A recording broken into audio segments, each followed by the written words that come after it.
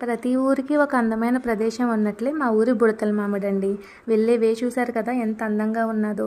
దాని పక్కనే పంట కాలువలు, వాటిని దాటే చిన్న చిన్న వంతెనలు, కోతకు వచ్చిన పంట పొలాలు, అప్పుడప్పుడే సూర్యాస్తమయం అవుతూ ఒక పక్క పంట పొలాలతో ఇంకొక పక్క కాలువతో మధ్యలో మా దేవుడు చూడటానికి చాలా అందంగా ఉన్నాడు కదండి. మాకైతే ఇది చాలా అందమైన ప్రదేశం అనమాట. ఇక్కడికి వచ్చి మేము టైం స్పెండ్ చేసామంటే అసలు రోజే తెలియదు. ఈ చెట్టు చూశారు కదా, మా చిన్నప్పటి నుండి చూస్తున్నాను అనమాట. ఎంత పెద్దదైపోయిందో. నాగమల్లి పువ్వుల చెట్టు అనమాట అండి. ఈ పువ్వులు శివుడికి చాలా ఇష్టం అనమాట.